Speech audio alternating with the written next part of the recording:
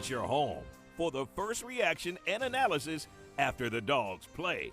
This is DawgNation Postgame, brought to you by ServPro, Circle K, and Georgia Spa Company. Now live from the UGA bookstore in Athens, here's your host, Brandon Adams.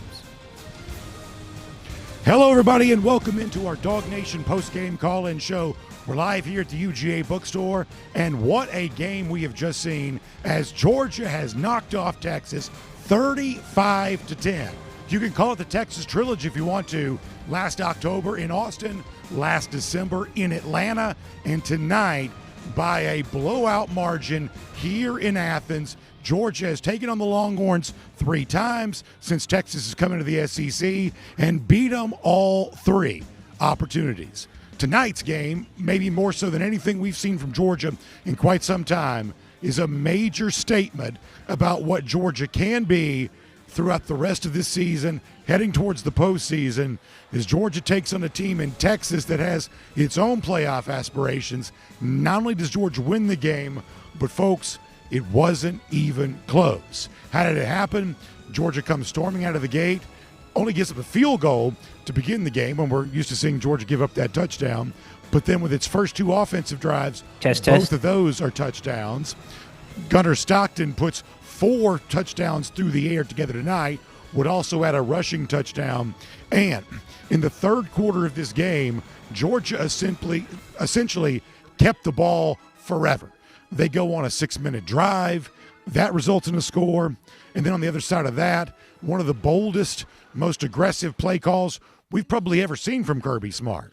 The onside kick comes out of nowhere. Georgia gets that, holds on to the football, essentially keeping Arch Manning and this Texas offense at bay for the entire time. And ultimately, Georgia walks away with a big victory here tonight, 35-10. They beat the Texas Longhorns, Georgia on top. And I got to tell you, man, the atmosphere, the crowd that we saw tonight in Sanford Stadium, this was a spectacle. This was something to see. This was an unbelievable showing by the Georgia fans, by the crowd. It was a remarkable night in Sanford Stadium, and the way that Georgia played certainly made that a part of that. Now, if you're leaving, normally we invite you to come see us here at the UGA bookstore. Given the lateness of the hour, the bookstore has closed. So unfortunately, we're not going to be able to take as many of our in-person calls tonight, but we will invite you to join us via the phones, 678-645-DAWG. That's 678-645-DAWG. You can do that with us there. You can also click the link on any of the video chats and join us there too. And you can share your thoughts about everything you like tonight, as Gunnar Stockton once again demonstrates that at this time, I think you have to take his Heisman candidacy very seriously. Will he win the award? Maybe not. Is he putting himself in the conversation to potentially be, as Stetson Bennett was in 2022, a Heisman finalist, based on a totality of 5 touchdowns tonight, 4 through the air, 1 on the ground? I do think you have to take that very, very seriously.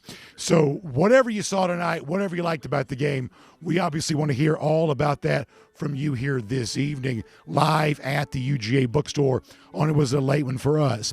In fact, let's keep the conversation going right now as we bring in our special guest who always helps us kick things off here after a Georgia game. It's Rodrigo Blankenship, who, by the way, was amazing on Thursday night for our DawgNation on Tap event.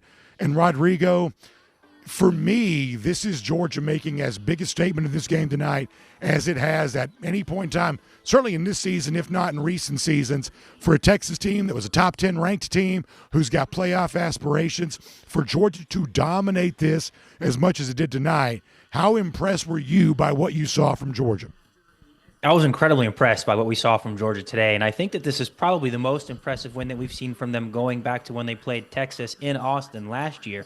Texas was ranked number 1 at the time of that game, and Georgia went in and put together an incredible first-half performance, got out to a big lead, and ended up winning that game 30-15, and that was an incredibly huge statement about this team, about the team from last year. So I think this is probably the biggest statement game we've seen since that game against Texas. So I was really impressed by a lot of things that we saw from the team tonight. And as we get into it, throughout the course of this show, I'm really excited for everything that I saw from the Dogs today. Obviously, there's still a couple little nitpicky things that I think that we could probably get to that's going to allow Georgia to really ascend to that elite championship status contender level. But they did a lot of really good things, put a lot of good stuff on tape tonight, and I'm really excited to talk about it.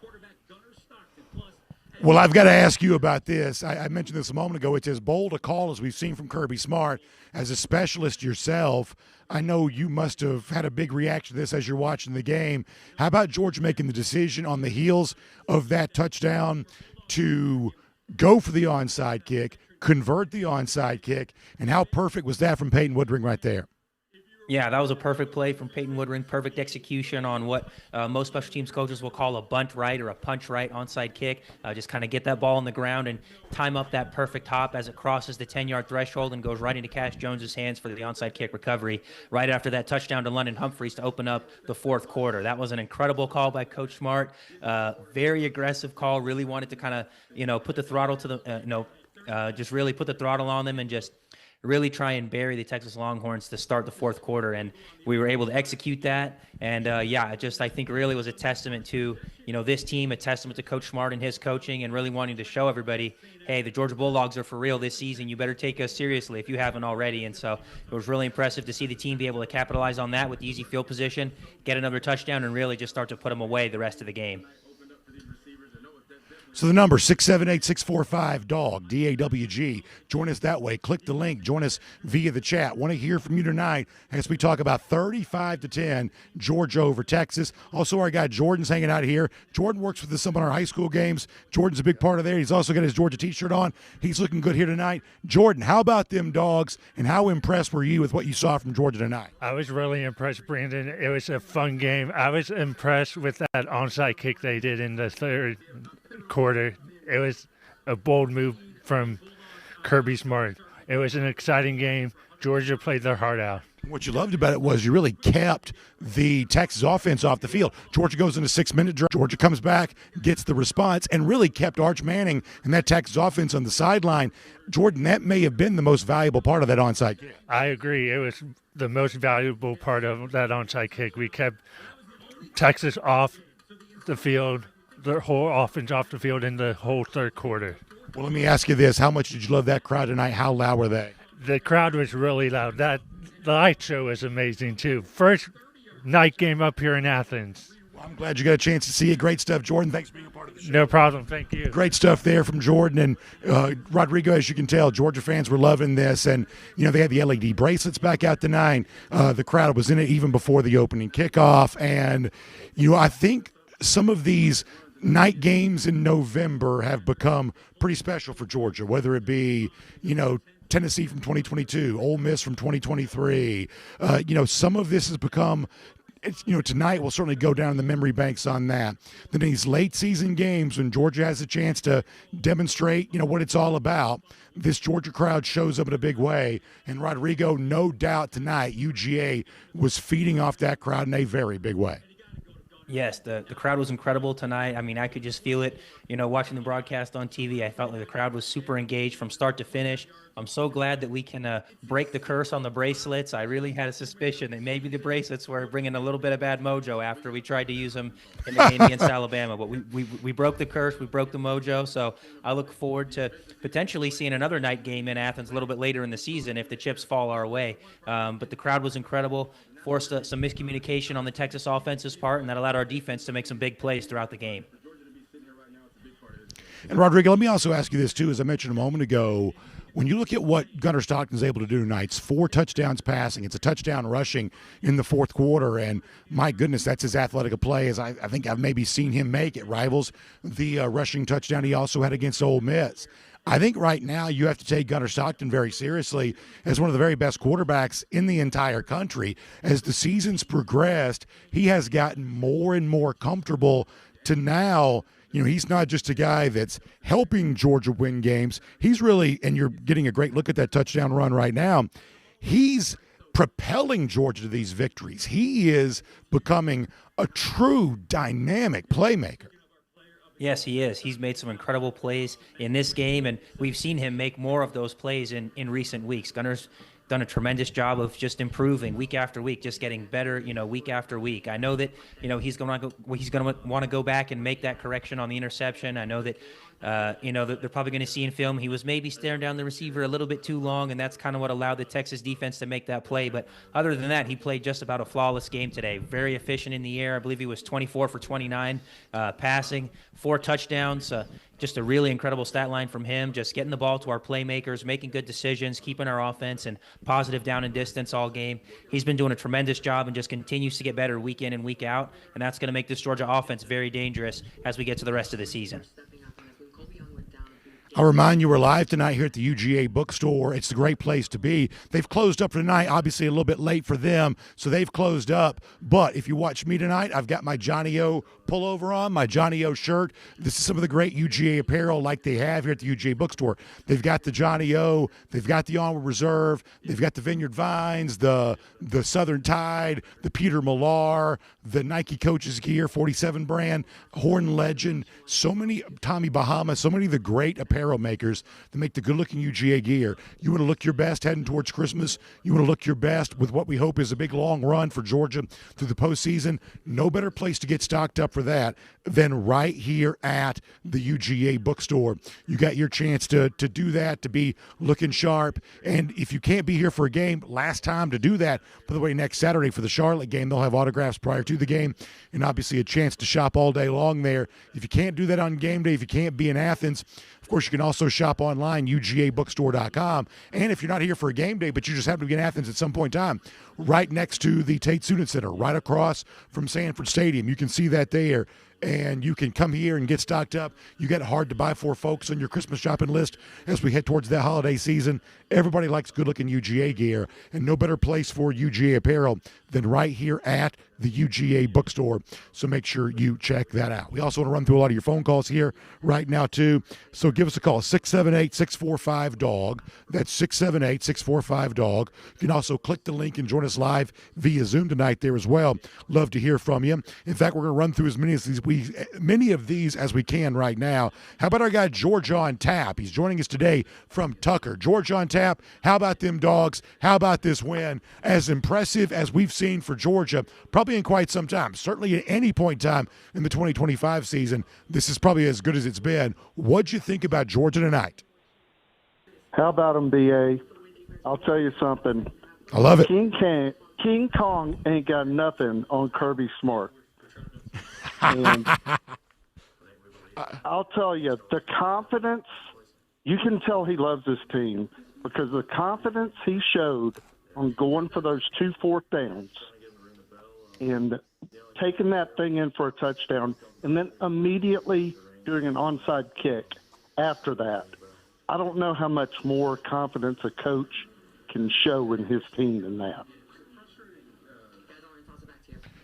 No, I think that's exactly right. And George on tap, I appreciate the phone call. And we've said this so much, Rodrigo, throughout the season that even during times in which Georgia was not playing its best, was not playing well, at least by its own standard, Kirby Smart's confidence in this team, as our caller just said, appeared to be high.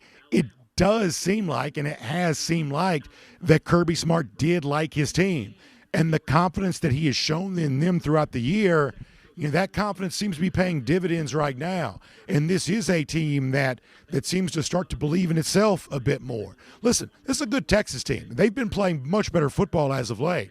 To beat them with the margin that Georgia did tonight, that's a pretty eye-opening performance. And clearly, throughout the entirety of the season, Kirby Smart seemingly has known something about this team that now the rest of the college football world, in some cases Georgia fans included, are now themselves starting to find out. Yes, Coach Smart has talked about multiple times throughout the season how much he loves this team, how much he loves the guys that make up this team and make up this locker room.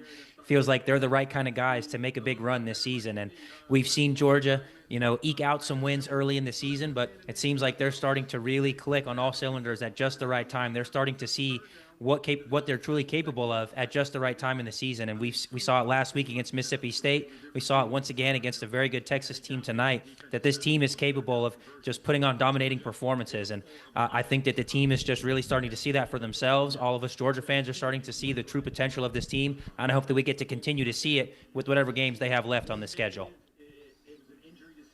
By the way, let's also shout out Noah Thomas, who began the game today with 2 touchdowns. The 4 touchdowns thrown by Gunner, 2 go to Noah. The one that came just before the onside kick goes to London Humphreys. It seems like every catch he makes for Georgia is a gigantic catch. And then Lawson Lucky helps put the game on ice. But Noah Thomas, who's now scored touchdowns for Georgia in 3 consecutive games, that's 4 touchdowns over 3 games for him. Very impressive to see. Joseph and Griffin. Joseph, you're next up on our DawgNation postgame call-in show. Joseph, how about them Dogs, and what a performance for UGA.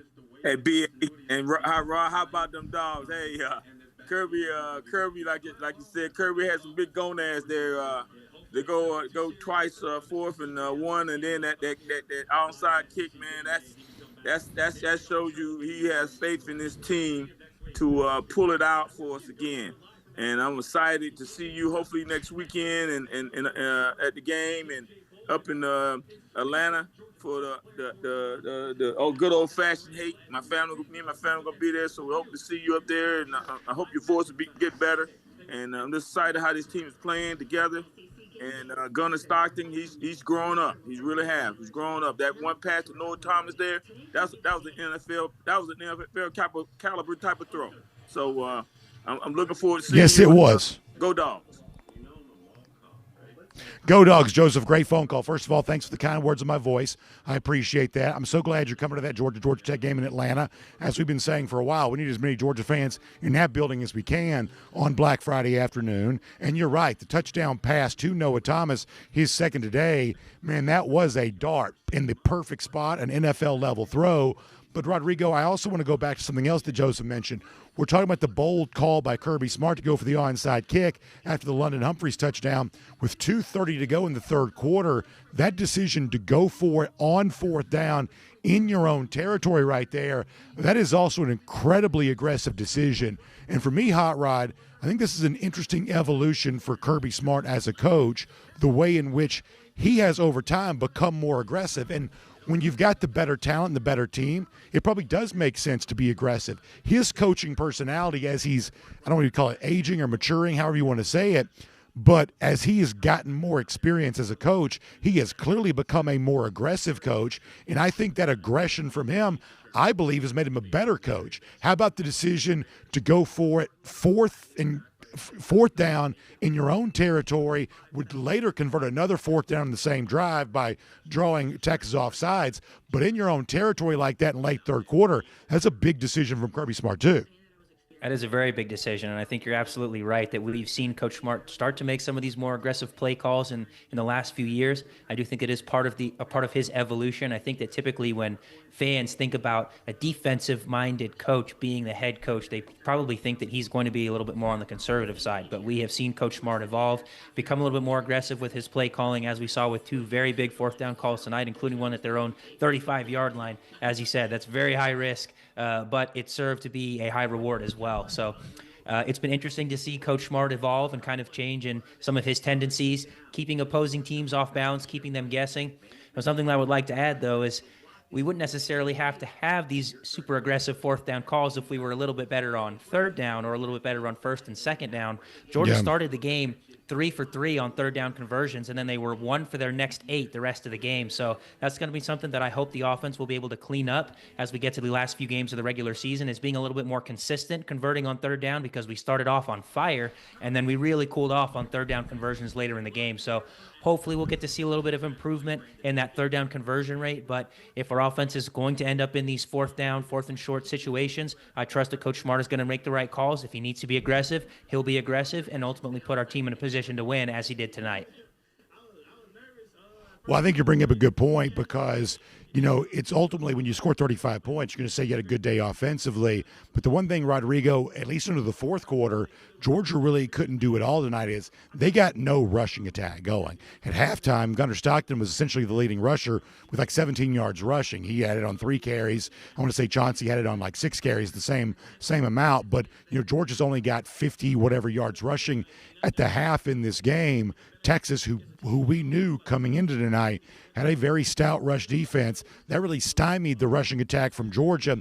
They finally found a lot more leverage with the run game in the fourth quarter, and that's one of the things that allowed them to put this game on ice. But what you're talking about, needing to go for it on fourth down and needing to make some aggressive calls, some of that was for various stretches in this game tonight, including a stretch of 5 straight possessions where Georgia doesn't score. A lot of that traces back to Hot Rod. Georgia just had a hard time running it for a while, which means the performance of Gunnar Stockton even more valuable because of that. Because with that, a week ago you run for 300 against Mississippi State, not a high-level rush defense. Tonight, elite-level rush defense. Okay, you're not going to get as many rushing yards. And so, therefore, Gunnar Stockton played a much better game tonight than he arguably did, although he did have a good game last week too. And you see the overall stats here right now. When it's all said and done, Georgia's going to get 128 rushing yards. Oh, and by the way, how about Texas only getting 23 total rushing yards? That's pretty amazing. Some of that's also going to be lost yardage on sacks. But a lot of that rushing attack from Georgia came late. The point I'm getting to is the offensive performance even more impressive when you realize how one-dimensional that Georgia was forced to be for large stretches of this game. Yeah, I mean, Georgia coming into this game was averaging about 190 rushing yards a game, if I'm not mistaken. And so for them to only put up 128 this game, I think is a testament to how good Texas rush defense is. I think they really committed and sold out to stopping us from running the ball. They saw the performance that we had against Mississippi State last weekend and said, we're going to force Georgia to beat us through the air. We're going to commit to stopping the run, stopping that stable of running backs that we have. And they did that, to a better extent than a lot of teams have at this point in the season, forcing us to beat them through the air. But as you said, Gunnar really stepped up and he beat them in the air. Just that was their game plan. They said, we're going to have to force Gunnar Stockton to beat us. And sure enough, Gunnar did with 4 touchdowns in the air tonight and was incredibly efficient, distributing the ball to our playmakers tonight. So I think that it just goes to show that Coach Bobo can adjust his game plan to take what the defense is going to give us and then put our offense in a position to light up the scoreboard in as many ways as possible.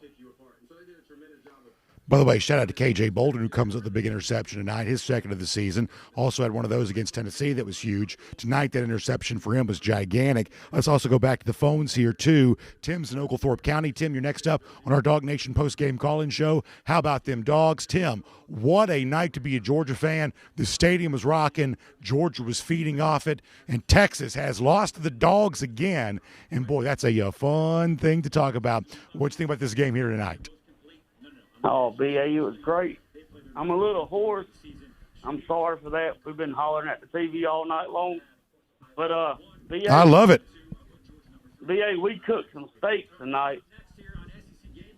And them steaks were the best steaks we ever cooked. And I'm pretty sure they were some Bevo steaks.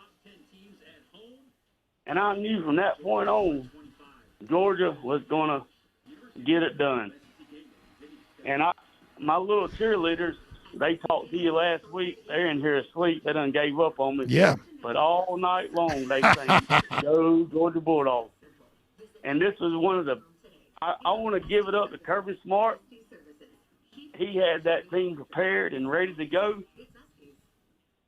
And one of the true freshmen, Elijah Griffin, he played his butt off tonight. Yes. And along with everybody else on the field, I'm not just saying he was the only one, but everybody tonight. It was just I want to say one of the best team performances I've seen. And I'm proud of them. And I want to say, go Dogs. And BA, we love you. I appreciate what you do, baby. Tim, I appreciate the phone call, and I appreciate you as well. Thank you so much for being here, and I'm glad you're going to get a chance to grill up some of those Bevo steaks tonight. That sounds like a pretty good meal and a pretty good way to celebrate what turned out to be a great Georgia win. We got more phone calls coming up, 678-645-DAWG. Click on the link. You can join us there, too. Rodrigo will also get ready to say goodbye to you here in a couple of minutes there as well. So I'm curious of – whether it be final thoughts or just other ideas ruminating around in your mind there. We saw a lot from Georgia tonight. What stands out to you as how this game will be remembered? Oh, I think one thing that I want to just get off the rip is I thought that DeMello Jones played probably the best game of his career tonight. He was all over the field today, making critical tackles, pass breakups, just affecting the offense in so many ways. I thought DeMello Jones was fantastic today. I also thought it was really great to see us get some pass rush and get some really effective pass rush today, and that's something that we've been hoping to see throughout the course of this season. And something that we saw from Mississippi State last week was getting that pressure from the second level, sending our linebackers, sending secondary when needed. I thought that was part of the game plan today, and that was really effective in accelerating Arch Manning's decision-making process that ultimately led to our interception. We got hands in his face, forced him to make a throw that he didn't probably want to make at that point in his progression. And so I was really happy to see DeMelo Jones play as well as he did. Really happy to see some pass rush, and really good things can happen when you get to the quarterback, as we did today with Arch Manning. So I was just really impressed by the defense once again today, being able to keep this Texas defense to one of their lowest scores of the season. And if our defense can continue to play at this level, we're going to be really scary the rest of the way. And, as you're talking, Rodrigo, we just saw that very physical tackle that DeMelo Jones had that I think will stand out as a highlight for a lot of people. You want to talk about a cornerback that's cut out of the mold of what Kirby Smart and Dante Williams and Glenn Schumann want him to be. That's exactly what DeMelo Jones looked like right now. He's obviously battled a little bit of injury, but to my eyes tonight, he seemed to be incredibly healthy. I'm glad that you made mention of him. I really like what I got from him. And I'll also add this too, Rodrigo. You talk about some improved pass rush from Georgia. It certainly seems like Quintavious Johnson, the outside linebacker, he's really coming in his own. He gets a sack tonight, but it also seemed like, from a pressure standpoint, just being active in the backfield, it seems like we got a lot from Q here tonight. That's another guy that seems to be improving at the exact right time. I was very impressed with him tonight, too. Yes, very impressed with him. Very impressed with the whole defensive line. I mean, being able to hold Texas to the rushing numbers that we did. I believe they had around 30 rushing yards at halftime. And something that puzzled me a little bit was in the halftime interview, Sark said he felt like they were running the ball really well, but they only had about 30 rushing yards for their name in the first half. So I think he was maybe a little delusional at that point in the game, just looking for a positive to try and take into the halftime and talk to his team about. But being able to keep them to 30 yards in the first half and then getting a lot of negative yardage in the second half on sacks and just really containing their rush offense throughout the whole game. I feel like the defensive line did a great job today, so I was really impressed with what I saw from them as well. Well, it's an interesting point. I'll let you go after this. So on their first drive, the one that eventually resulted in a field goal, they did have success on the ground. In fact, they were chewing up more yards against Georgia than we'd really, for a team that had struggled to run it. Texas was having more success there in that first drive against Georgia than they had previously this season. They came in tonight averaging less than 3 yards per carry overall on the year. But after that first drive, and look, sometimes what seems true in real time isn't as true when you go back and look at it, so I reserve the right to change my mind about this. But, Hot Rod, it seemed like to me after that first drive, I don't want to say that Texas abandoned the run, but they certainly got a lot more pass-heavy after that. Arch was plagued by a couple of drops. Some of those were probably low-percentage throws, but a couple of them were true drops. So it's funny. I do think Texas used the run game pretty well to set up their first field goal, but if I'm a Texas fan, maybe I feel like, Sark doesn't call enough running plays on the subsequent drives after that because Texas went very cold offensively for a while after that. Some of that was drops, but some of that may have been Sark going away from some of the running game that seemed to work for him on that first drive. Yeah, I think so. I think that he probably could have called a little bit more balanced game plan in terms of trying to give their offense an opportunity to run the ball a little bit more than they did. As you said, their offense early on was plagued by some of those drops, and maybe part of it is because Sark saw that those opportunities were there. Those passing plays were there. Their receivers were getting separation on our secondary early, and he didn't want to give up on that. He probably felt like, hey, my receivers are getting open. I just need to trust that they're going to catch the ball when I give them more opportunities. And so maybe that led into some of his play calling. He felt like the plays were there, and he just needed to trust his playmakers to make them later in the game. And maybe that's why he leaned a little bit further away from the run, probably to the dismay of some Texas fans as they're going back and reviewing this game as we are right now. Well, I'm enjoying reviewing with you, Rodrigo. We always love having you as part of our DawgNation Postgame call-in show. We've had some fun conversations. I don't know that any are more fun for me than what we saw tonight in this dominant win for Georgia against Texas. Thanks so much for your insight on that. We loved having you at DawgNation on tap on Thursday, also here in Athens. That was a great time. Really, really appreciate it. And, Rodrigo, just enjoy the rest of the weekend. As a proud dog, I know you will. Yes, I'm going to absolutely enjoy the rest of this weekend. Thanks so much for having me, and go Dogs. Great stuff there from Rodrigo Blankenship. Go Dogs right back at him. We'll also jump back in the phone calls here, too. 678-645-DAWG. That's 678-645-DAWG. Also, click the link on YouTube, DawgNation.com. On Facebook, you can be a part of the show. How about Brett checking in from Michigan here tonight? The Wolverines of Michigan had squeaked past Northwestern up in Wrigley Field today. Georgia, though, does not have to squeak past Texas. They get the dominant win. Brett, how much did you love this one? What did you like about Georgia here tonight? Well, first of all, BA, I couldn't care less about the Wolverines. Go Dogs, baby. But secondly, I love it. I love it. Well, one thing that I liked about what I saw tonight, and one thing that's been obvious over the course of the season is, Kirby told us at the beginning he really liked the chemistry of this team, and we kind of were looking and thinking, well, there's some holes here. But now we're starting to see them grow together and get better and better at the right time of the season. And so I just love seeing the progression and where this team has grown into. But I want to call out and give a shout-out to number 9, Chris Cole. He really stepped up, and the defense did not miss a beat. And you think, how even Herb Street's on the TV like, man, this is the heart and soul of their defense. And he's right. C.J. Allen is.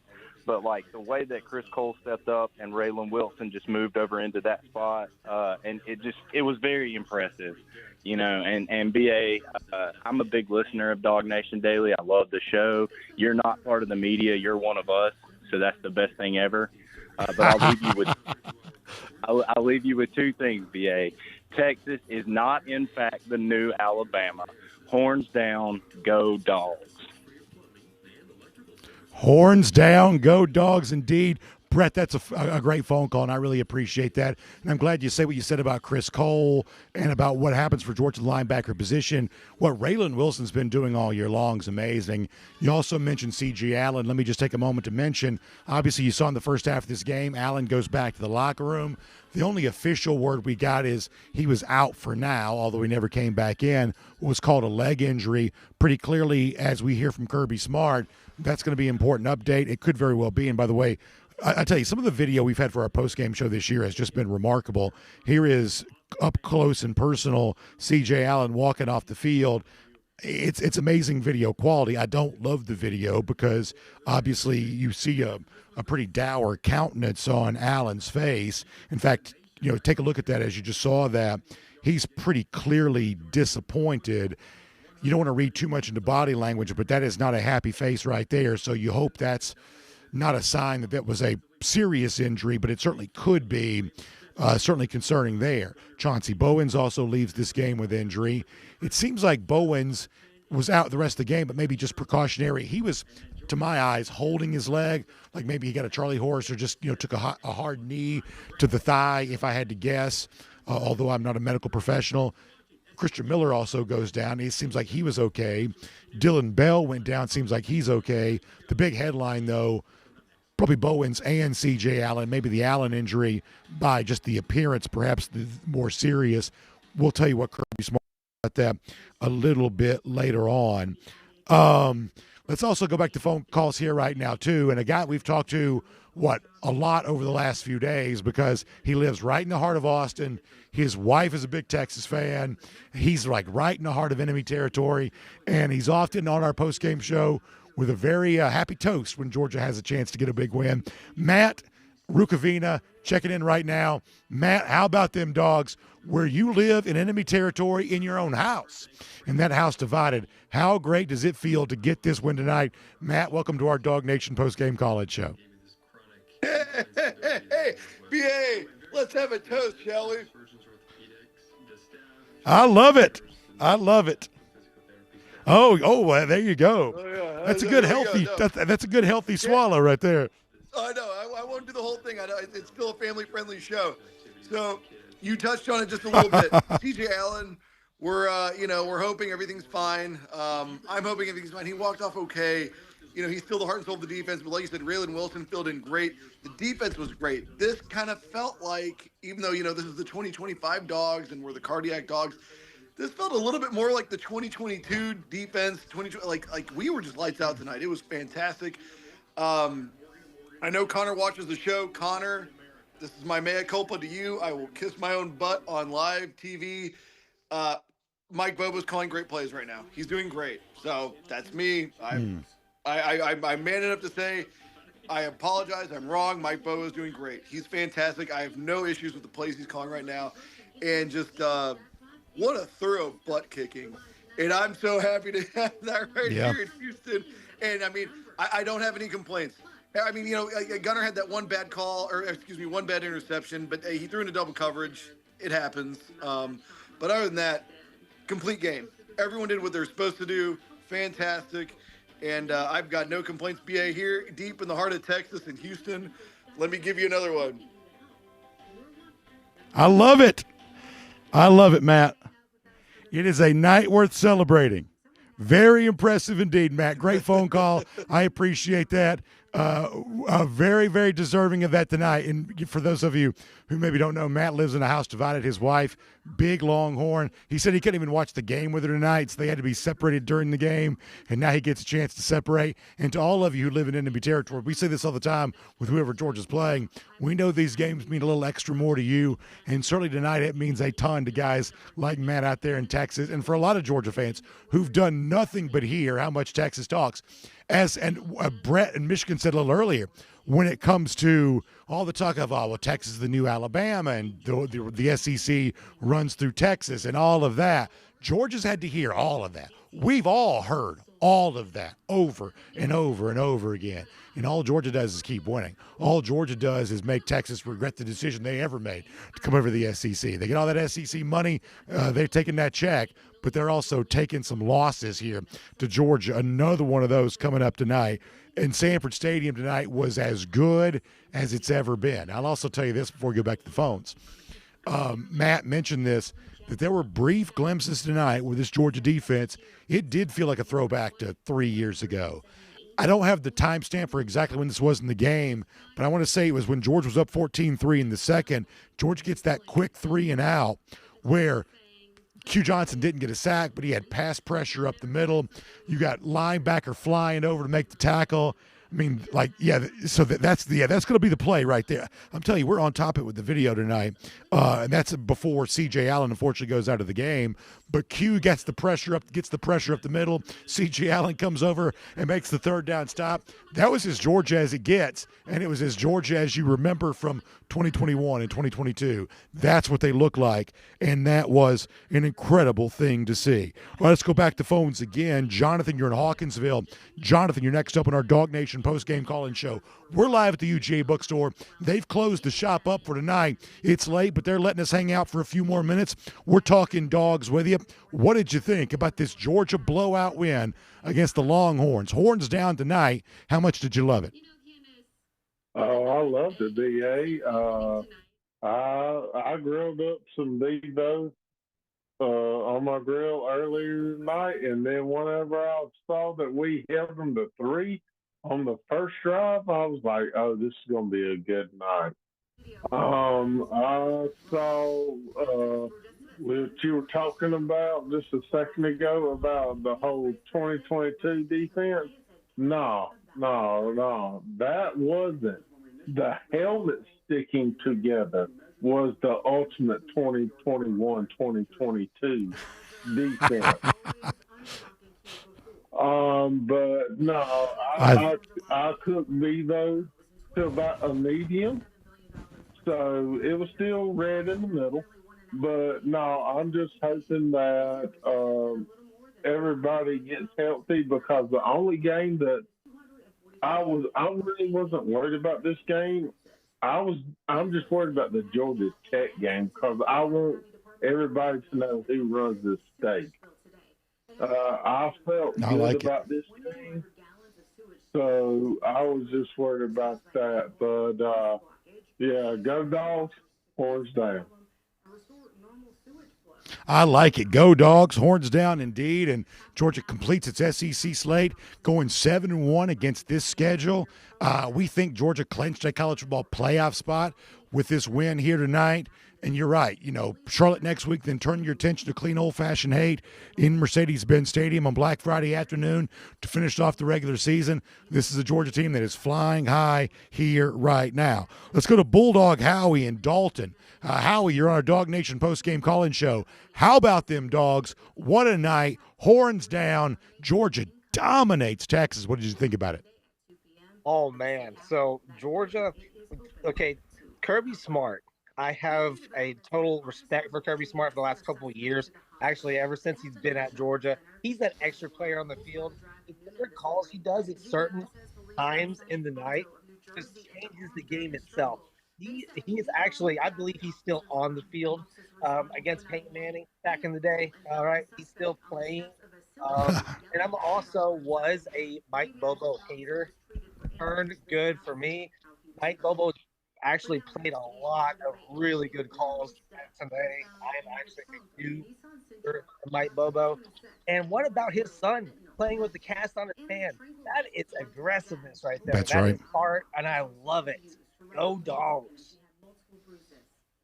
Go Dogs. And you're exactly right, how it's a great phone call. Last week Drew Bobo has the contusion, and they were trying to figure out how to handle that because, as Kirby said, well, if you pat him up and, kind of put the gauze on last week, that's too much. That's too puffy. You can't snap the ball. And so tonight they had to try to figure out how to do that, and Drew Bobo just plays through it. And I'm going to tell you this, and I think that Howie brings up such a good point, and I think this is one of those things that I think the Georgia fans ought to get a lot of credit for.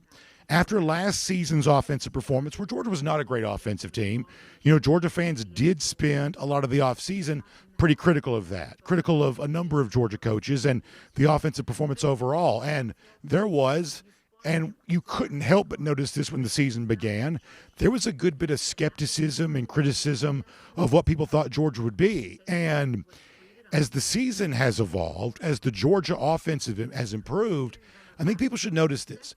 The Georgia fans have not stayed backed into their corner. They haven't been stubborn about their previously held opinions. As Howie said, they've been willing to evolve. And I got to tell you, I think that's incredibly commendable on the part of the Georgia fans who, and I think Matt Rugavina has said this in the call a moment ago, Howie said it right there. Many Georgia fans have said this to us throughout the weeks on our DawgNation Postgame call-in show that, BA, I wasn't too happy with Bobo last year, but boy, I've liked him this year. We've heard that a lot. And I think that's a good thing on the part of Georgia fans to say, new information has come in. And like any smart person, financial analyst, weatherman, whatever else, when new information comes in, it's okay to change the forecast. It's okay to change the opinion. It's okay to alter the outlook. And Georgia fans have done that as new information has come in and this Georgia offense has performed better. Even people who had been in intense battles online have been able to put their ego aside and say, hey, listen, I may have said this, that, and the other last year, but this is a brand new year. This is a very different performance, and Mike Bobo's gotten plenty of flowers from our audience over the course of the last few weeks, and I really, really like that. We've also got a lot of people on hold, so this is one of those nights we're trying to run through as many calls as we can, giving you as much as we can here. We're going to do this until they kick us out of the UGA bookstore. So if you're on hold, stay where you are. I got to have 60 seconds. I got to thank a couple of sponsors for allowing this to happen. Us here at the UGA bookstore, give me literally 1 minute. If you're on hold, stay where you are. If you're watching, keep watching. If you want to join us, give us a call, 678-645-DAWG. Click the link, join us live, no matter what platform you're on. 1 minute from right now, we're right back to the calls, 35-10. Georgia beats Texas. We're talking about it live at the UGA bookstore. 60 seconds. We're right back at it. I get it. We all want to do our research online before buying anything. But if you're in the market for a hot tub, trust me, you'll be glad you came into Georgia Spa Company to see their inventory in person. You just got to get your hands on them, see them, envision which model will fit your home and your lifestyle best. Talk to one of our consultants who, I promise you, will bring up considerations you never thought to consider. I'd also recommend taking a test soak. So come on into Georgia Spa Company. I promise you'll be glad you did. Big games deserve big meals, so let Serchero's make it happen. It's friendly Tex-Mex, served fresh every day. Serchero's catering can handle the crowd, so it's perfect for your tailgate or watch party. Order online, pickup, or delivery. Serchero's is Georgia grown with over 30 locations throughout the state, bringing you fresh Mex, bowls, burritos, tacos, and more, with over 25 fresh toppings, customizable, just the way you like it. So find a location near you at Sercheros.com. That's Sercheros.com. If you're thirsting for It's Only Tuesday, that meeting should have been an email, and really need something to go your way level of refreshment, we definitely have that.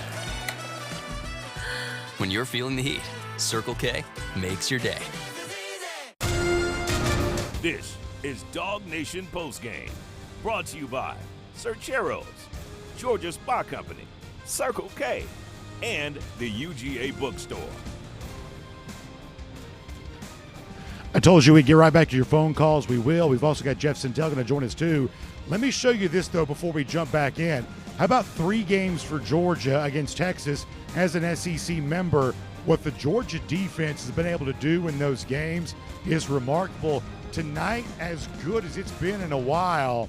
Last year in Austin, only 15 points allowed. In Atlanta last year, in December, only 19 points allowed.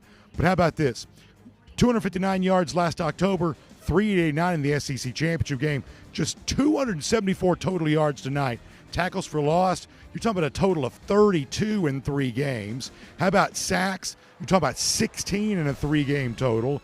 And tonight, giving up just 19 rushing yards and just 10 points allowed for a team that's got Arch Manning at quarterback. And Arch Manning, we're told, is the best college quarterback since Tim Tebow. But somehow in Athens, he only found a way to score 10 points tonight.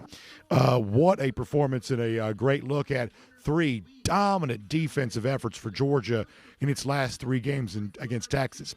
I think we're going to call this the Texas Trilogy. You know, last year I sort of thought of that as the Texas two-step, if you're familiar with that little dance move. I think this is the Texas Trilogy, and that's what Georgia completes here tonight. And frankly, the rest of the SEC owes us a huge debt of gratitude. I'm just telling you right now they do, because Texas likes to run that mouth, and Texas came in with all kinds of bravado and all kinds of, they would call it swagger, I would call it something else.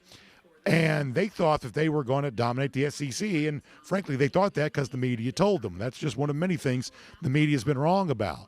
All of a sudden now they're like, why do we have to play Georgia so much? Because the SEC still runs through Athens, Georgia. That's why you got to play Georgia so much, and you're going to regret every time you match up with Georgia in your building, in our place, and on a neutral site in Atlanta last year. So just something to think about. Fun to consider that. We'll get back to phone calls. Actually, why don't we do this? Before we hear from Jeff Sentell, how about we hear from Steve Sarkisian? He's gotten beaten by Georgia.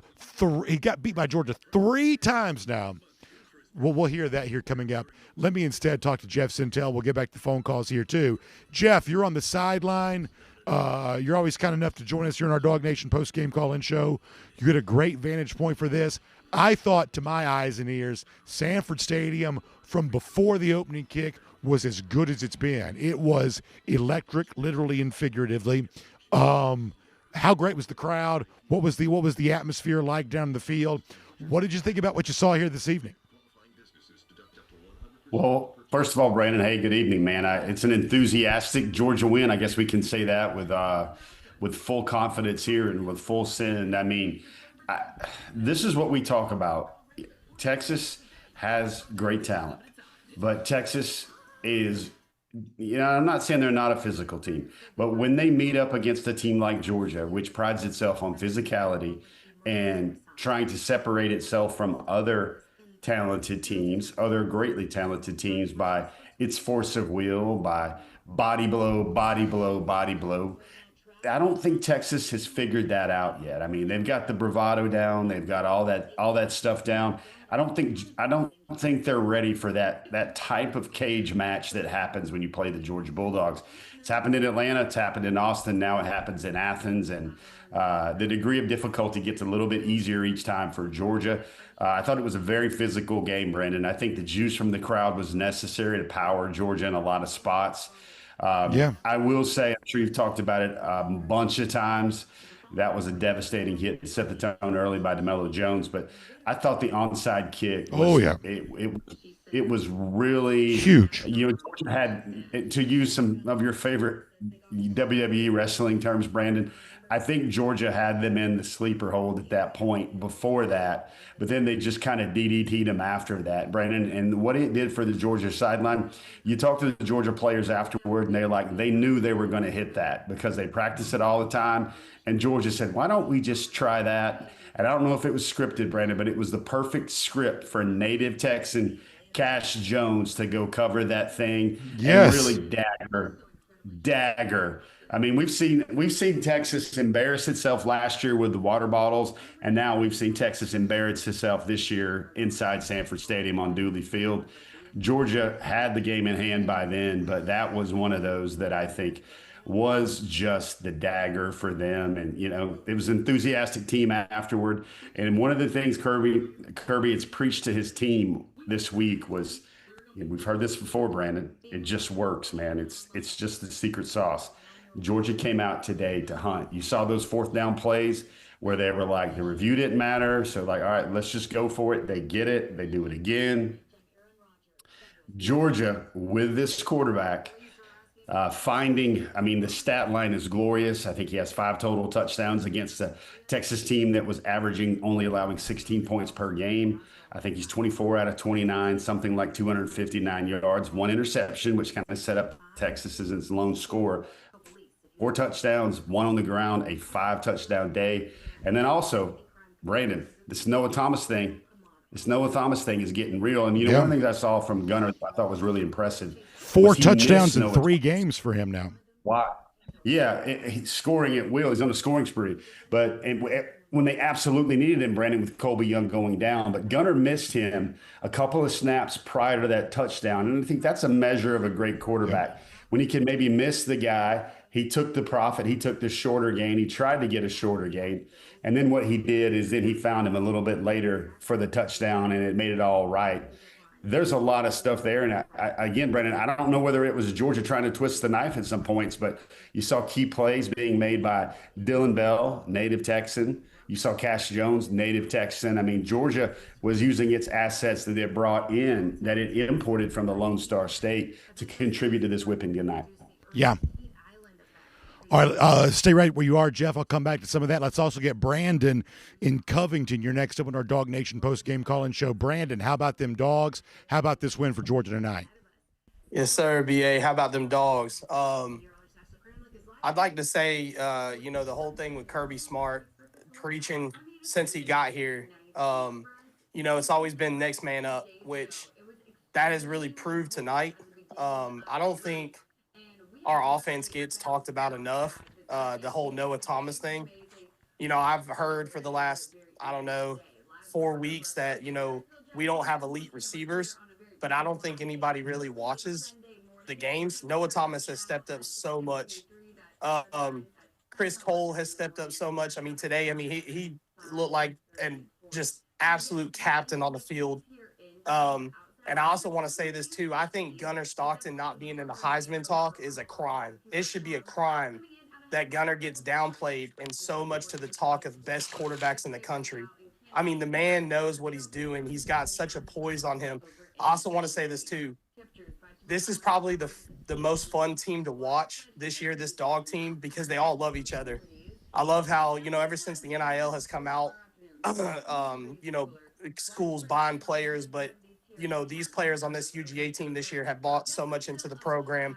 They all play for each other. You can see it on the sidelines. Anytime they have to fight adversity, they're always just in each other's ears. They're always smiling. They're patting each other on the helmet. I just love it. I love the connection they have with each other. Brandon, it's a great phone call, and I think you're 100% right about that. And I think you're also correct. This team seems to be having fun with each other. We're having a good time watching, and it's as entertaining a season as almost any I can remember. Who knows how it ends? That's still up for grabs. But what we've seen through 10 regular season games thus far is as entertaining as anything I can remember. And, Jeff, I'll also piggyback on what he said there, too. I think this is a very serious thing. This was starting to ruminate for me a little bit last week. It's far more tangible right now. I think you've got to consider the possibility that Gunner Stockton's a Heisman finalist. I don't know if he wins the award. Julian Sayin, Fernando Mendoza, they seem to have a little bit of a healthy lead over him right now. And frankly, Ty Simpson did not have a great game today, but he's had a very good season. Jeremiah Smith's in the conversation too. But the possibility that Gunner Stockton could be a Heisman finalist, given this performance in a game that probably 10 million people watched, I think you've got to start taking that very seriously, Jeff. Things have changed over the years, but one thing happens if you have a really good kind of junior year in the traditional sense, it sets you up to be the favorite next year. And I think what Gunner has done, what's the checklist? Okay, are you putting up good stats? Well, a bunch of 5-touchdown games will get you into the running with that pretty quick. I think he came in with like 15 touchdowns, perhaps total on the year, add another 5. 3 turnovers, but then do you play in a big conference? Yes. Do you play in a lot of spotlight national TV games? Yes. And then also you got to throw in the fact there that do you play on a contending top 5 team? And I think, with Alabama going down, Georgia will go up, obviously, and that puts him number 3, number 4 team in the country. You saw how Texas A&M looked vulnerable. This is one of the things I said in one of our platforms this week, Brandon, that, win-loss records are what they are, but you saw a Texas team that, maybe had great rushing defense stats, but they didn't play against the best rushing offenses in the SEC. You saw Texas A&M that, didn't really get tested. I believe they only had one top 25 win, and that was against Notre Dame. So you see Georgia, stacking a lot of these quality wins. I mean, they kind of exposed Texas, but what Texas was deemed to be was the number 10 team in the land, and Georgia just undressed them inside Sanford Stadium. So I really feel the way he's playing in control, I feel like he is absolutely the heartbeat of the team. I saw the great clip there that Cody Chafin's gathered. Did you see that raw emotion that kind of spilled out when Gunner ran into the end zone for that touchdown? Because he knew at that point that game was over and that game was on ice. And you just really see a team. And I think I've heard a couple of your callers say it, Brandon, and love to get your opinion on it, man. I don't know if there's been a more fun team to watch for the fans, but I also don't know, because I see every thinking snap, I don't know if a Georgia team has had more fun than this group right here in a long time, because they're leaning on each other. They got guys back, and I want to continue to talk about the offensive line, Brendan. Ernest Green III, Monroe Freeling, the way those guys keep playing, that Georgia kind of took off as a team when they were able to release the tight ends, because Monroe and Ernest could kind of hold the sides up. I don't know how much post-game info you've got right now, Brandon, but Kirby Smart did say that there is a knee injury. They're going to check it out. They're going to take a look at it and see how serious it is to C.J. Allen.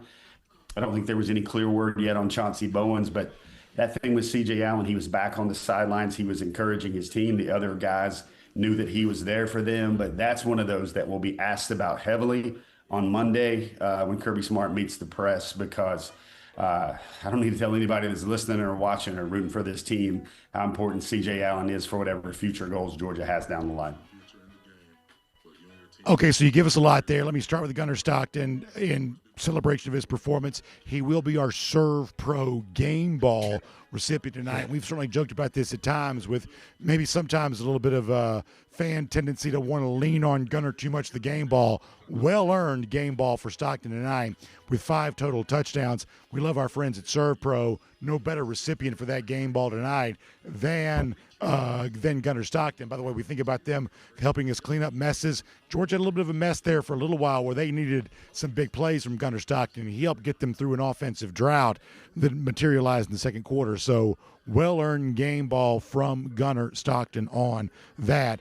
We certainly appreciate ServPro for making that possible. And on the other side, not quite as good a news as it relates to C.J. Allen. We saw the video of him walking off the field earlier, and as Jeff Sentell alluded to, Kirby Smart did give us an update on that a moment ago. This is Kirby Smart on the condition of C.J. Allen. Something to do with his knee. I don't know. They were taking him to get an MRI. I don't know the results, but he said he was good after the game, so we'll see.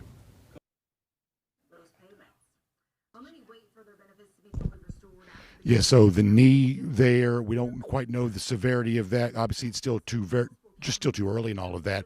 But Kirby Smart does give us the information that he has available to him as it relates to C.J. Allen here right now. Let's go back to phones here, too. Caleb's in Florida.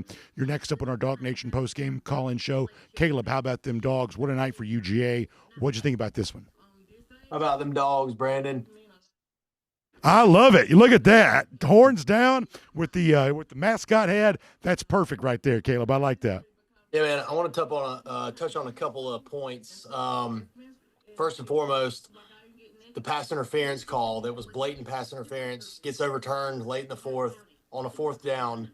Our fans do not throw stuff on the field. We don't cry. We don't throw a big hissy fit. That's Georgia football, right? Couple of other things. I have been a huge critic of Mike Bobo since day one. I'm cooking up some crow for lunch tomorrow because the last few games he's dialed up, man, have been amazing. the Gunner Stockton design run, and then I think it was 1 or 2 plays later, Gunner tucks it, acts like he's going to run, throws a touchdown to Lawson Lucky. I mean, that's design. That's thinking 2 or 3 plays ahead. I mean, that's what we've been missing, is things like that.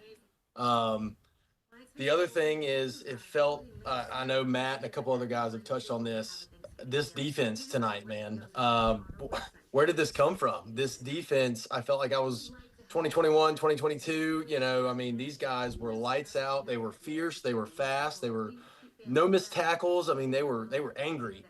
This felt like a personal game. This looked like a championship caliber team. And I'm excited to see that we are peaking at the right time. And I feel very confident in where this Georgia team is going. Kirby showing a lot of gonads, if you will, on the onside kick. I mean, man, everything about this win tonight was it was something that Georgia fans needed to see. And I feel like we're really taking the next step. And last, man, what else does Gunner have to do to get some Heisman recognition? I mean, the guy had 5 touchdowns, 5 total touchdowns, 5 incompletions. If Arch Manning did that tonight, it'd be on the New York Times tomorrow. I mean, what does the kid have to do to get some Heisman recognition? He's done nothing but ball out since day one, and he keeps his mouth shut and he just goes to work. That is what you want. Gunner for Heisman, man. Let's get it going. Gunner for Heisman. I love it. I love it. I love it, Caleb. That's great stuff. Appreciate the phone call. I think all of that's well said. And you're right. In addition to what you say about Gunner, it's also a Georgia defense that's shown up against Texas in a way that has been commendable, almost more so than anybody else, so much so that it's now 3 wins for Georgia against Texas since it's joined the SEC. Earlier today, Texas coach Steve Sarkisian had to lament the fact that against the Dogs, he just has not been able to figure it out. Georgia has had his number. This is what Steve Sarkisian said about that a moment ago. They're a good team. They're a good team. And, I think that the first time around, we played a really poor first half, and we fought our tails off in the second half. Very similar. It was a 23-15 game.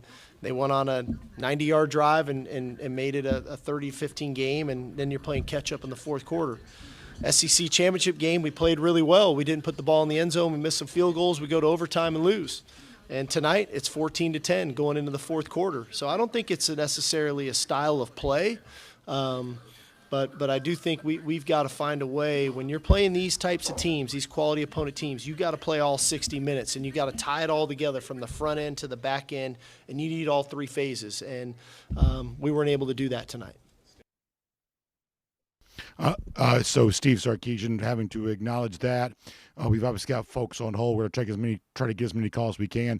Jeff, let me also get a final thought from you before we try to rattle through kind of a rapid-fire phone call segment here to get as many folks on the air as we possibly can. Jeff, when you look back on this big one for Georgia, one of the great home atmospheres we've seen from Sanford Stadium, obviously, there have been several in recent years in this Kirby Smart era. This will go near the top of that list. How will you remember this game that we've seen? Wow.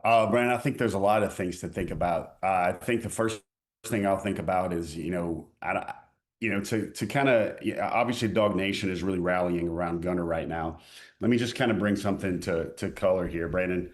He's got 2,000 yards passing. That's in, I believe, 10 ball games now, 200 yards per game, 69.4 completion percentage, Brandon. That's pretty good stuff. I mean, it keeps going up. He had 85% tonight. 15 touchdown passes, 2 interceptions. And then you toss in the legs, Brandon, 321 yards on the ground, another 7 touchdowns for the season. Now you put 22 total touchdowns against 2 picks, the way he leads this team, the way he galvanizes this team, the threat he gives Georgia. Brandon, I feel like Georgia fans and maybe Mike Bobo's play calls from now on are going to be spoiled because the luxury of having a guy with legs that can move, that can add that dynamic, the legs is a weapon. I think Georgia going forward, you see what they're doing at the quarterback position. They're looking for guys that can gash a defense with their legs. I feel like I need to just discharge a couple of recruiting updates. Georgia did get a commitment today from 3-star running back Noah Parker out of Macon County. That was a big deal. He'd been wanting to commit to Georgia for some time. That was the only place he wanted to go. Give Roquan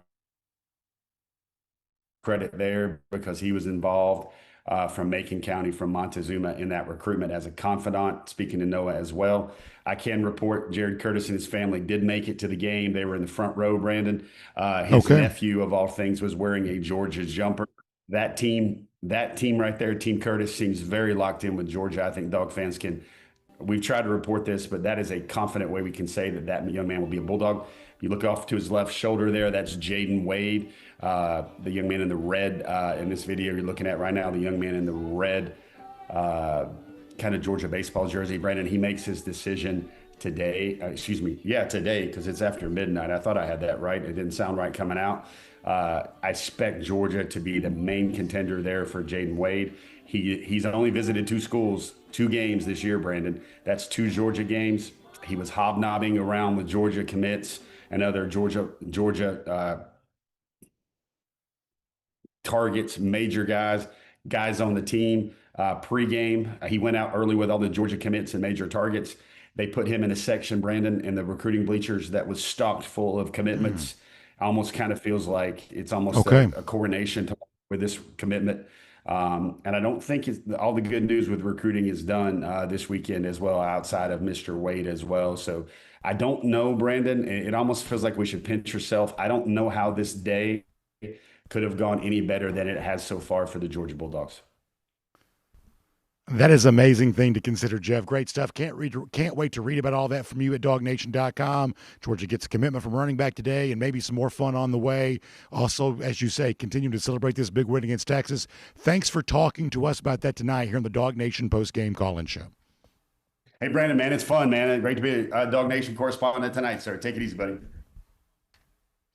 No doubt about it. This is a Georgia team that, as Jeff said, continues to get better, has improved over the course of this season. That's also something that Kirby Smart talked about a moment ago, too.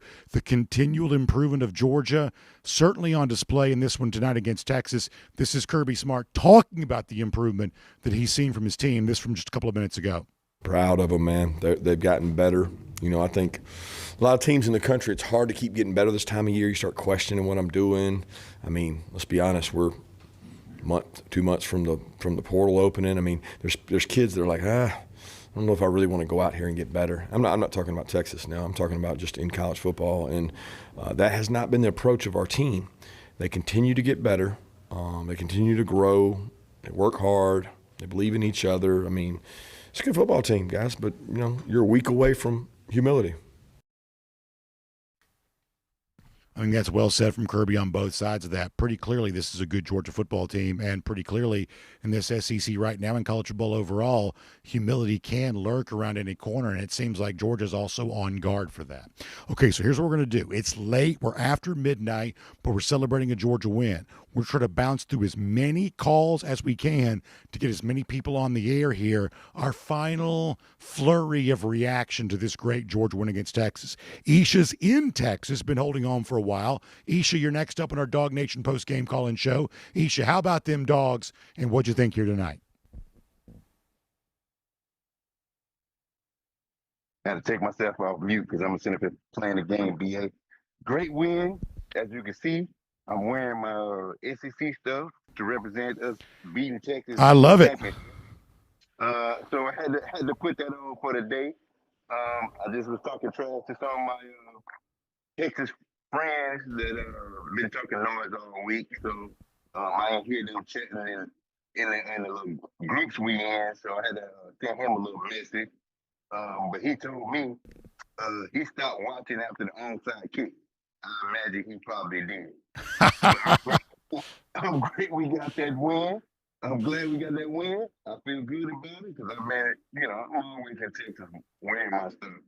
I'm getting taken down already.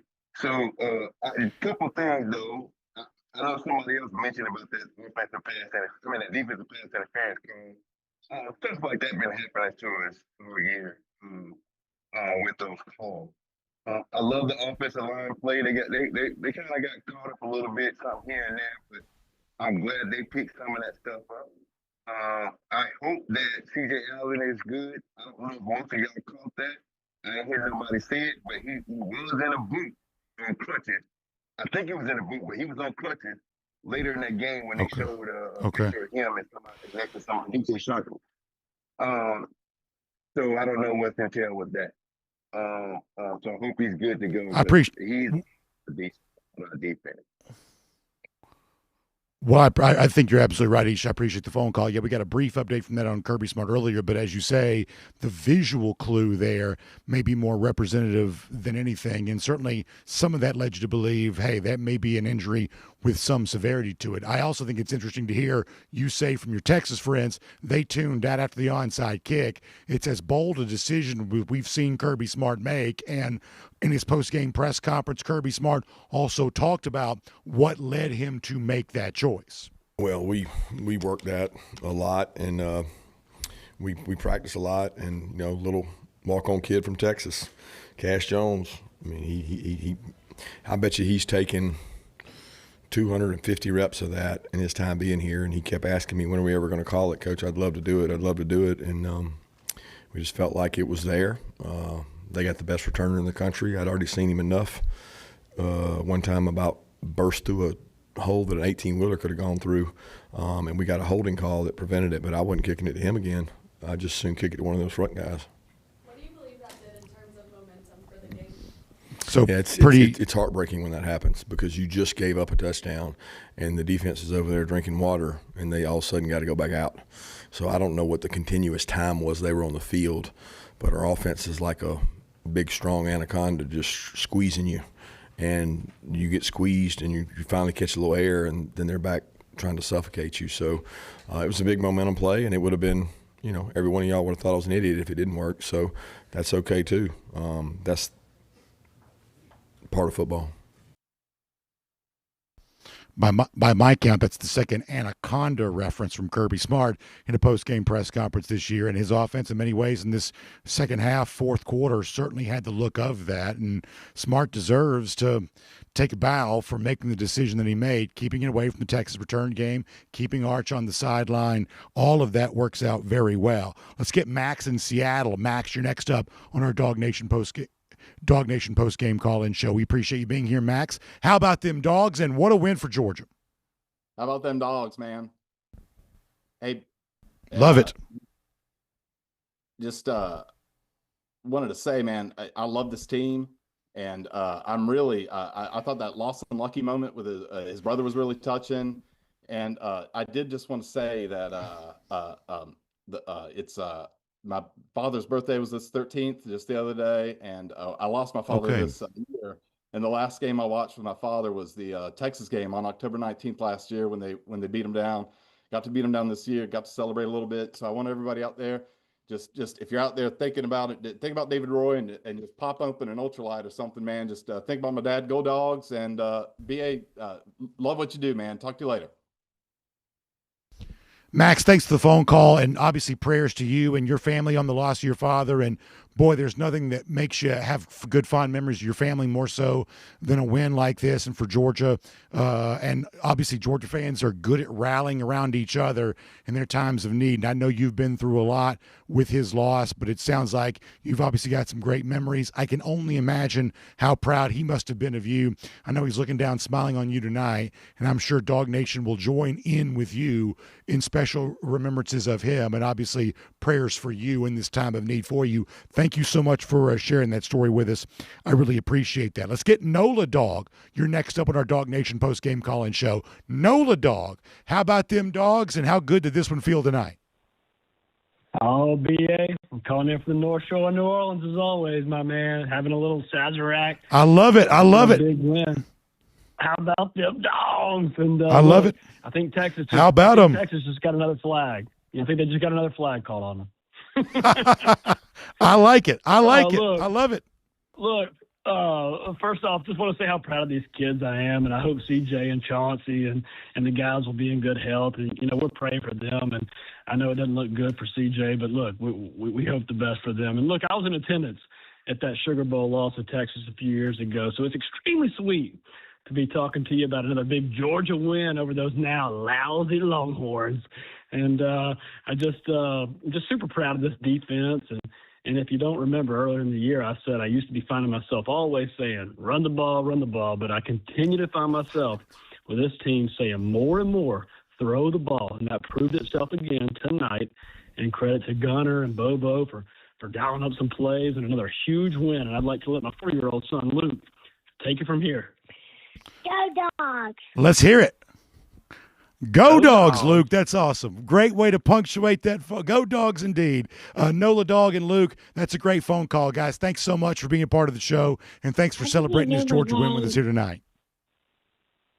Thank you, B. Go Dogs. Good job, Luke. That's Go Dogs. Great stuff, Nola Dawg. Appreciate that. And you're right. If you want to take it back to that Sugar Bowl in 2018, obviously that was a win for Texas, but a lot has changed for UGA since then. And Nola Dawg in New Orleans, I know you're loving all of that. Steve Sarkisian's not loving any of this, though. Sark, after the game, talking about what he sees from Georgia. You know, what is it that has allowed Georgia to have the success against Texas that it's had? Sarkisian, after the game, talks about what he sees from Georgia, what it is that these Bulldogs do well. This is Steve Sarkisian. Yeah, no, they're a great team. You know, he's a good coach. They got good schemes in all three phases. They got really good players, and you know, to their credit, that's why they've been kind of the standard of college football for the last 10 years. So, you know, I've always loved the challenge of playing them, and I'm going to love the challenge the next time we get an opportunity to play them. So. Yeah, so maybe it'll be 0 for 4 for Sarkisian there at that point. Let's go back to phones here. Tom's in Alaska. We've had so many states checking in, whether it be from our DawgNation on Tap event on Thursday to what we've done here tonight. We've had so many different states checking in. Tom checking in from out in Alaska. We appreciate you being here, Tom. What a great win for Georgia. Way out there. I know you're happy about that. I couldn't even begin to do the math to figure out what time it must be there. But nonetheless, we're glad to have you here tonight. How about them Dogs? How about this great win for UGA? Go Dogs, VA. Thanks for having me on. That's a huge, huge win. Yes, sir. I'll try and be quick. I just got a few things. I thought the pass rush was excellent this evening. I thought it was really cool to see a consistent performance from Nate Frazier, and that we're trusting him. The run blocking was pretty good, mostly good, I really thought. Bobo's reactions on the broadcast were a ton of fun. I hope CJ Allen's okay. And I thought the fourth on our own 36 was the biggest play of the game. So that's it for me. Go Dogs. And congratulations on 10 years. Thank you so much, Tom. I appreciate that. Thank you very much. It's been a great 10 years for us. And obviously, when you think about 10 years worth of great wins, there aren't very many of them that have made us happier than this one tonight. It's obviously great. And as you can see here at the UGA bookstore, I got a couple special guests hanging by right here. Got Kaylee Mansell. Got Charlie here too. This is Charlie Adams, by the way. This is my son, who was hanging out with us here tonight too. Kaylee, let me start with you. You're in there with Steve Sarkisian. You're also watching a win that all 93,000 Georgia fans who were here, they're going to remember what stood out to you tonight, and what was it like being with Sarkisian after this loss? Let me first apologize to Charlie, Jay Black, and my grandparents who I know are watching. I'm just going to do it one time. 3 words, belt to ass. That's what we saw tonight, okay? And then in hearing Steve Sarkisian, I mean, he's a veteran coach, been in this league a really long time, good friends with Kirby. But I thought he made up a bunch of excuses for Texas. Like, if we didn't do this or this didn't happen, we could have come back. And, I mean, at the end of the day, you got out-coached, and you can just say that. The turning point was that onside kick. He said that they practiced that all week long. That certainly didn't look like the case. But, I mean, why don't we do this? Let's hear Sarkisian on that, the onside kick a little earlier. This is Sark a moment ago. Yeah, not that onside kick in particular, but we knew where we might be vulnerable 2-1. We actually practiced that kick in practice with anticipation that it might occur, and we didn't field the ball, you know. And so, you know, it was was a risk they were willing to take because it's a 21-10 game. We field that ball. We're getting the ball in the plus 45, and with offense with some momentum to go score, they took the risk and they recovered it. And inevitably, those are momentum-changing plays for sure in games. Any game in particular, but in games like this, those are momentum-changing plays. They took the risk. They made the play, and it was a heck of a kick and nice recovery by them. So, Kaylee, what I said a little earlier is as Kirby Smart has whether you call it matured or aged or whatever word you want to use, as he's gotten more experience, I think he's become a more aggressive coach. And I think the more aggressive version of Kirby is really the best Kirby. Yeah, I feel like we've seen that so much this season. And honestly, that might be the most exciting play that we've seen all season. I didn't know that Georgia had that in their bag. I don't know if they'll use it again, but it does create a mental block for other teams that they play. Like, you know what? They can bring this out against us if they want to. And good for Cash Jones. Last week I said I was only calling him Change from here on out, but he's been upgraded again to Cash. Well, and he's also the Texas native who gave us the horns down before the game last October. So if there was a fitting person to get that onside kick, it was certainly him, right? Well, you can tell that Kirby likes to treat his guys that have tie-ins with other teams, so I expected a big game from guys like Dylan Bell as well as Cash Jones. So good to see him redeem himself tonight for some of the things that have happened earlier this season. But sitting here in this moment, I can't remember a time where I felt as excited as I am in this moment because Georgia is coming alive in the month of November, and the rest of college football should be scared. All right, let's talk to Charlie Adams here. Charlie, what did you feel about the game tonight? I felt like it was kind of an uncharacteristic night from Georgia. Started out strong, had great defense, and I felt kind of in the second and third quarter, we weren't really used to having that kind of lead, and I felt like that we didn't really come out firing after the second half, but then kind of the end of that third quarter, we regained confidence, and that onside kick really just sealed the game for us. And sorry about my voice. Yeah, I started saying Charlie and I have matching voices. I've been hoarse for months now. Charlie, it sounds like you were yelling pretty loud into the stands tonight. Oh yes, sir. Well, I appreciate that. That's great stuff. Good job there by Charlie Adams, and obviously we always love having Kaylee as part of this too. Our final call for tonight as well is going to go to Jaden. Jaden's in Tennessee. Jaden, we're glad to have you as a part of the show too. What a win for Georgia. Tell us what you felt about it. You'll be our last caller here tonight. All I gotta say is Georgia really stepped up in the second half to get the win. I love it. Stepped up in the second half, got the win, and sometimes just short and straight and to the point. That's as good as it needs to be, Jaden. That is exactly right. So to all of our callers tonight, it's been a great broadcast, a great way to look back and celebrate. We wish we could do this all night long, but we got a lot of folks here at the UGA bookstore. They're ready to go home. We want to be respectful to them and let them get out of here. We'll be back here, by the way, one more time next week. Can you believe it's our final home game of the season next week against Charlotte? We'll come back and do all of this. We'll probably still be talking about the Texas game even next week. I tell you, man, what an awesome performance. And to everybody who's been helping us do this here, trusting live with us here in the UJ Bookstore, Jay and the team back in Atlanta, we appreciate all of that. And for many of you, maybe you're just tuning in and you want to go back and look at some of the top moments from the game. Before we say goodbye officially, how about this? Let's go back and revisit throughout tonight's game some of the best highlights from what will end up being a 35-10 win for Georgia on Texas against Texas. Let's go back and look at that right now. Getting started early in this one, how about Gunnar Stockton through the air? Noah Thomas. For the third straight game, Thomas would find the end zone. That at the time would be his third of the year, but he would not be done. DeMello Jones, a choke slam. As physical as a cornerback can be, that was the hit that set the tone for the day, but there was more of that, including C.J. Allen. Quintavious Johnson, the pass pressure.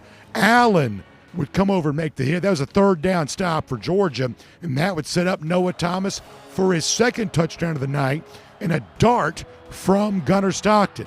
Of course, Texas would try to respond, but the Georgia defense would bow its back once again. K.J. Bolden would get the interception, and the Georgia defense was looking good. More from that Georgia defense, and including a big play from Raylan Wilson, the linebacker, who has been all over everywhere all night, all season long. And Gunnar Stockton now is going to complete a pass, get Chauncey Bowens involved. Of course, Bowens would leave this game with injury. We'll get an update on him. And then London Humphreys, this was a 6-minute drive for George in the third quarter. It preceded the onside kick. It seems like everything that Humphreys does for Georgia is of a big variety. But in the 2025 season, maybe nothing bigger than this. Cash Jones in the perfect position to recover the onside kick. And the Texas offense would essentially go what felt like an hour without touching the football. And that would give George a chance to put the game on ice. And Lawson Lucky, coming back from an injury of his own, he's been huge in home games. He had 3 touchdowns for Georgia against Ole Miss. Comes back and gets this one here. That would have been the 4th of the night through the air for Gunnar Stockton. Arch Manning, the counterpart at quarterback, not quite so lucky. Taking big hits all night long, getting up slow right there, reminiscent of the fogged-over look that Quinn Ewers gave you last year a couple of times against Georgia. And this time it's Gunnar Stockton on the ground. He'd get a rushing score, give you the spike football at the end. Quite a celebration from him. Monroe Freeling loves it. The Georgia Bulldogs love it.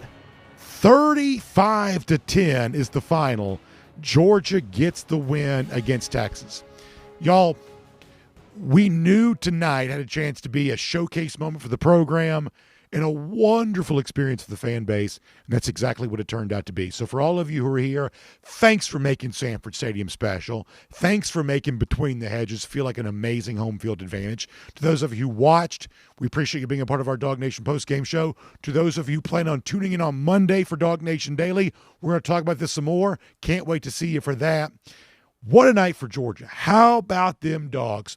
35-10 to win against Texas. Thanks for being here as a part of our DawgNation postgame show. Y'all have a great night. Enjoy the weekend. We'll see you for the final time of the 2025 season at the UGA bookstore next week and throughout the week on DawgNation Daily and all across DawgNation. Dogs on top. Big win against the Longhorns. Horns down. Dogs on top. You love that for sure. Have a great night, everybody.